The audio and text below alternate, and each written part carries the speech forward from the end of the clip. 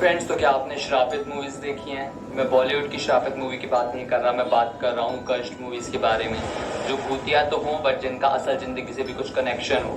तो आज हम बात कर रहे हैं ऐसी ही श्रापित मूवी के बारे में, विच इज़ द क्रो, जो रिलीज हुई थी 1994 में, जो कही जाती है वन ऑफ द मोस्ट कष्ट मूवीज़ ऑफ हॉलीवुड। तो आज हम इस मूवी की स्टोरी के बारे में बात करेंगे, लेकिन इसकी बैक स्टोरी और इसकी रियल स्टोरी के बारे में बात करेंगे, जो कि किसी नाइटमेयर से कम नहीं है।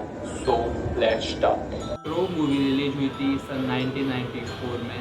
ये मूवी बहुत डार्क फैंटेसी सुपरनैचुरल है और ये कॉमिक के ऊपर बेस्ड है जिसका नाम भी द क्रो ही है, जो कि एक ब्लैक एंड वाइट कॉमिक थी, जो कि उस समय की one of the best comic थी। अगर बात करें मूवी की स्टोरी के बारे में, तो इसमें एक म्यूजिशियन एरिक होता है जो कि इसका मेन कैरेक्टर होता है, जिसकी उसकी शादी से पहले उसकी और उसकी गर्लफ्रेंड की हत्या कर दी जाती है, उनका मर्डर कर दिया जाता है। और ये गोथिक टेल्स में ऐसा कहा जाता है कि जो एक कौवा होता है वो एक सोल, मरी हुई बॉडी की सोल और दूसरी दुनिया के बीच का एक लिंक होता है, लेकिन ये कौवा उन सोल्स को दूसरी दुनिया में नहीं ले जा पाता जिनके अंदर बहुत ही दर्द या फिर जिनका कोई अधूरा काम बचा हुआ होता है। तो वो कौवा एरिक की सोल को उसकी कब्र में जाके उसको जगा देता है और उसे पुनर्जीवित कर देता है, फिर से जिंदा कर देता है।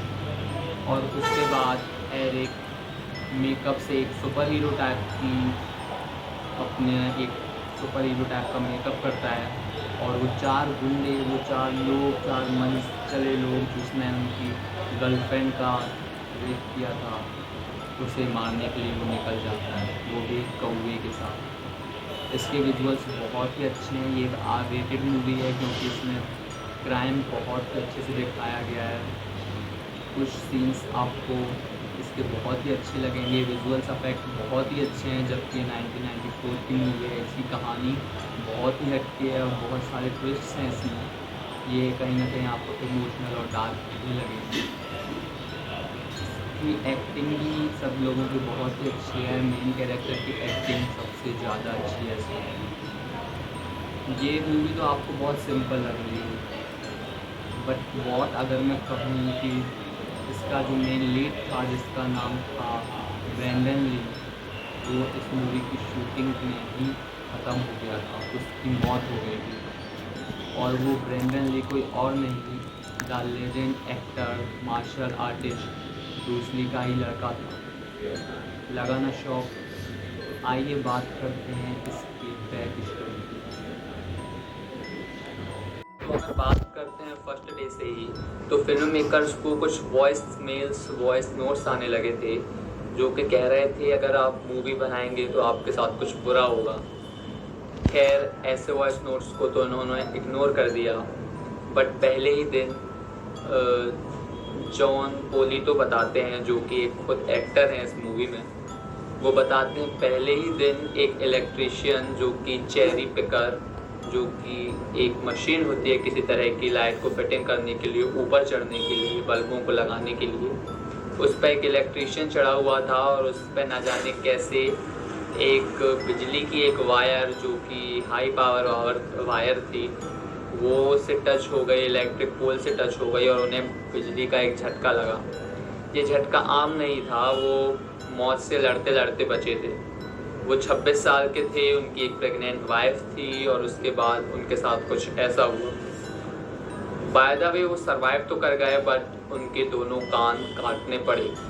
अब आप सोच सकते हैं, पहले ही दिन मूवी के आपको वॉइस नोट्स आ रहे हैं एंड देन आपके एक क्रू मेंबर के साथ ऐसी चीज़ें हो रही हैं कि उसके दोनों कान ही काटने पड़े।